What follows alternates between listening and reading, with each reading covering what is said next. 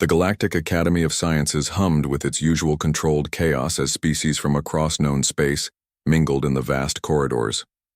Crystalline Vorthak clicked their way past floating nebulons, while tentacled Krexhai discussed theoretical physics with multi-armed Xantharians.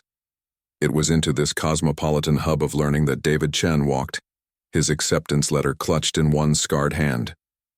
Beside him, Mino Nakamura adjusted her pristine academy uniform, her dark eyes scanning their surroundings with barely contained excitement.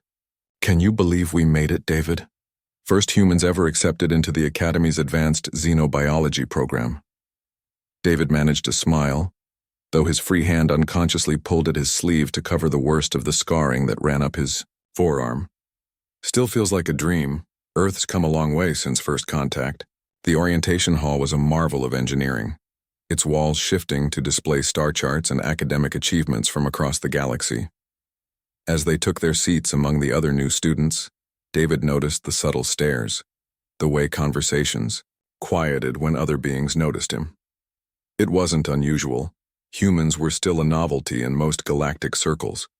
Professor Yextar, a towering insectoid being with compound eyes that reflected rainbow patterns, approached the podium. "Welcome, future scholars of the Academy. Before we begin your academic journey, all students must undergo standard biological and psychological scanning. This ensures optimal learning environments and identifies any special accommodations needed." The scanning chamber was a cylinder of soft blue light. One by one, students entered, underwent their brief scans, and emerged with clearance for their studies. Mino went through without incident, her scan displaying standard human baseline readings. When David's turn came, he stepped into the chamber, with the same calm he'd maintained through the admission process. The scanners hummed to life, their beams playing across his body in intricate patterns. Then, the humming stopped. The blue light flickered. "Anomalous readings detected," announced the chamber's AI in a voice that carried clearly through the hall. "Initiating deep scan protocol." David felt the beams intensify, probing deeper, mapping not just his body but somehow reaching into memories he'd tried to bury. The scars along his arms, chest, and back began to tingle as if remembering their origin. Warning: subject shows evidence of exposure to Class X energy signatures. Scanning for parasitic entities, genetic modification, or dimensional contamination.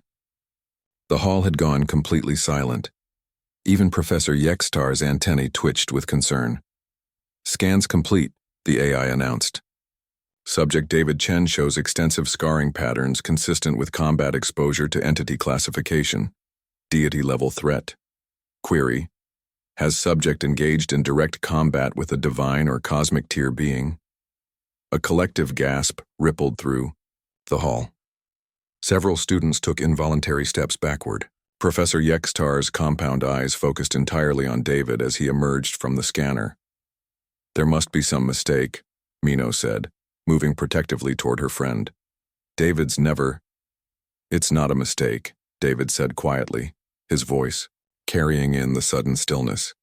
He looked up at the assembled beings, future diplomats, scientists, explorers, all staring at him with mixtures of awe and terror. "The scanner's right." Professor Yextar's voice was barely above a whisper. "Young human, in 10,000 years of Academy operation, we have never encountered a student who has survived such an encounter. The scanner's classification suggests you faced something that could reshape reality itself." David's jaw tightened. 3 years ago, Earth was invaded, not by any species you'd recognize, by something that came from between dimensions. Humans called it the Destroyer of Worlds. Your classification system would probably call it a god. He rolled up his sleeves, revealing the full extent of scarring that covered his arms. Not random wounds, but intricate patterns that seemed to shift in the light, as if the marks themselves held memory. "I was part of the defense force. 18 years old, fresh out of training. We threw everything we had at it. Nuclear weapons, orbital bombardments, experimental energy weapons. Nothing even slowed it down."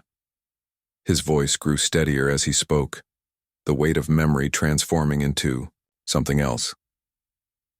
"Then we realized the truth. It fed on destruction. on the fear and despair of civilizations it conquered. A young Crexhigh student raised a trembling tentacle. But how does anyone fight such a being? David's scarred hand unconsciously found Mino's, and she squeezed it encouragingly. We stopped fighting it on its terms. Humans have this stubborn streak. When something tells us we can't win, we change the rules. Instead of weapons, we used hope. Instead of armies, we used artists, teachers, children singing songs. His eyes met those of Professor Yextar. I didn't defeat it through combat, Professor. I walked into its presence while carrying every beautiful memory Earth had ever created. Every sunset, every laugh shared between friends, every act of love and creation. The entity couldn't process joy as a weapon. It had never encountered a species that fought with hope instead of hatred. The scars along David's arms seemed to pulse gently, and several students gasped as they realized the patterns weren't random. They were circuit-like, as if his very flesh had been transformed into a conduit for something greater. These scars aren't from wounds, David continued. They're from channeling the collective dreams of 8 billion humans. When the entity tried to feed on our despair and found only determination and wonder instead, it couldn't maintain its form in our reality. But the process left marks. The hall remained silent for a long moment. Then Professor Yexatar slowly approached, his voice filled with something approaching reverence. David Chen of Earth, in all our archives, no species has ever weaponized hope itself.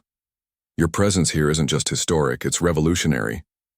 Mino squeezed David's hand again, pride shining in her eyes. That's why we're here, isn't it? Not just to learn, but to teach. To show the galaxy what humans can do when we refuse to accept that something is impossible. As the other students gradually approached, their fear transformed into curiosity. David realized that his scars weren't something to hide. They were proof that humanity's greatest weapon wasn't their technology or their aggression, but their unshakable belief that tomorrow could be better than today. And in a galaxy full of ancient civilizations that had long ago learned the limits of possibility, that kind of hope was the most alien thing of all. The Academy had gained its first human students, but more importantly, it had gained its first teachers in the art of fighting gods with dreams.